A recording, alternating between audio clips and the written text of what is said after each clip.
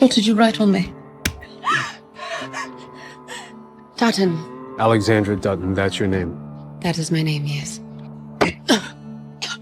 It is that time of the week that the new episode of the 1923 Season 2 is on the corner, and we need to talk about what will happen in it ASAP. You know that Spencer Dutton is one of the untouchable Yellowstone universe characters on this channel, so I believe it would only be appropriate to start talking about his journey in the upcoming Episode 4. As you all know, Spencer's storyline in Episode 3 took a devastating turn. He got involved in transporting illegal whiskey, and things spiraled out of control when federal agents showed up.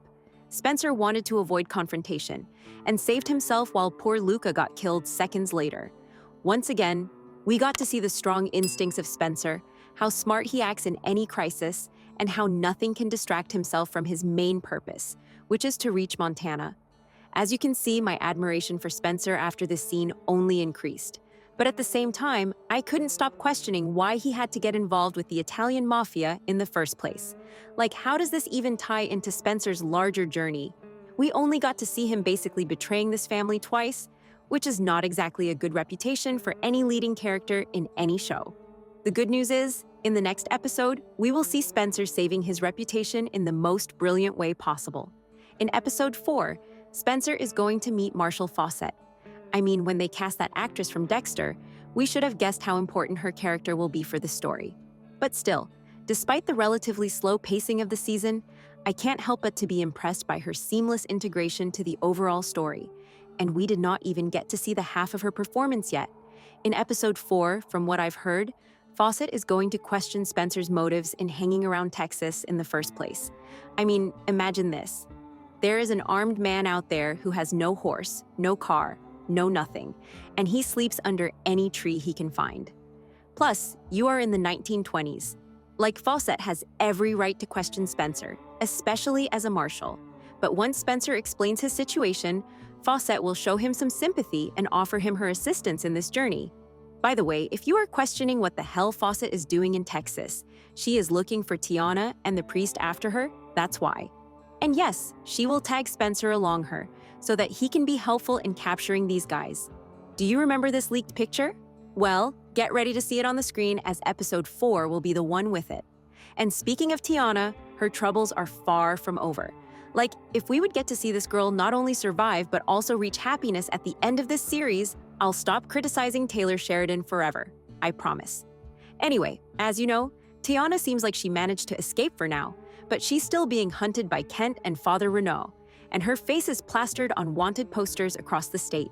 In Episode 4, she will realize that she is being officially wanted now, and will try to come up with alternative ways to blend and hide in. Because, as we all know, even if it's not Kent or Renaud who finds her, someone will eventually, and I don't think it'll be a friendly encounter. In Episode 4, it is expected for Faucet to finally capture her in the end. And yes, Teonna will face prison for a second. But once Faucet gets the details about her prior circumstances and what led her to murder in the first place, the Marshal's focus will shift completely to that horrendous Kent and, of course, the Father Renaud. And rumor has it that Spencer will have quite a bit of involvement in this storyline, especially when it comes to clearing Teonna's name. Now let's move to Montana because there is some real drama pending there. I mean, do I even need to say that Elizabeth is about to reach her breaking point? She's still struggling with the aftermath of the wolf bite, and her condition isn't improving. Like, not even a bit. Honestly, I get why people are frustrated with her. She's been difficult, to say the least. But when I think about the fact that this girl is just 19, was raised in a city, one of her in-laws got killed, and the other one unalived herself. And due to the tough circumstances in the ranching life, she barely gets to see her husband. Not gonna lie, I sympathize with her. Like, anyone in her position would have lost their mind for sure. But let me know what you think about her. I'm out of reasons to stay. Husband's a reason. I gave him a choice. He didn't choose me, he chose this place. That being said, based on the behind-the-scene rumors, it seems like Elizabeth will not actually leave the ranch. She will get some good news. Spoilers, a new baby is on its way. And this will lead her to stay in the ranch despite everything. Jacob's wise words will also be impactful in convincing her to change her mind. So, for once, in Episode 4, we will watch a happy Elizabeth. That being said, this decision will be fatal for her in the end of the series. But it is too soon to talk about that. You might have noticed that we did not get a single scene with Donald in episode 3. This means that he will be the main character dominating episode 4. His whole ski resort scheme is about to come to a head this episode. He's going to find out about Spencer's telegraph to Kara and realize that Spencer is a threat, as Banner will mention his glorious reputation as a war hero. Once Donald hears about Spencer's strength and bravery, believe me, he's not going to waste any time making his next move. He's going to push hard to get investors for his resort plans and make sure the town council knows about the Duttons' financial struggles. Donald is playing the long game here, and he's playing dirty. Once Spencer comes home, he's going to walk right into the middle of this mess. And honestly, I don't know how he's going to handle it. Donald isn't just a businessman. He's simply a terrible man. And I've got a feeling that Spencer and Donald's clash is going to be one of the defining conflicts of the season.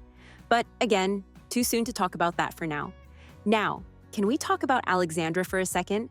Because I don't know how, but she managed to become the most interesting character in the entire show with the most thrilling storyline. Like, I'm not even going to mention her experience in Ellis Island because what the hell was that? It was absolutely heartbreaking to see her go through all that for sure. And just when I thought she might get a moment of peace, it all got worse. The episode ended with a man stalking her to the restroom in the train station, which immediately set off alarm bells. Now, we know that his attempt is to steal Alexandra's money. However, Alexandra is not the one to give up easily. She will absolutely fight back. In fact, she will fight back a bit too much, to the point of almost killing the guy. Before anyone finds out about it, she will hop onto the train, but it will be a hell of a journey for her. At each second, she will shiver with the fear of being caught. I mean, the upcoming episode is titled Journey the Rivers of Iron, so I believe we can confidently claim that the most of the episode will take place focusing on Alexandra's train trip and her struggles to hide. One thing is clear, things are not looking good for Alexandra, not at all. I even saw a theory suggesting that she will end up in the hands of Donald, which will make things even more personal for Spencer. But we will see. For more weekly updates on 1923 Season 2, make sure to like and follow. Meanwhile, the video on the screen might also interest you.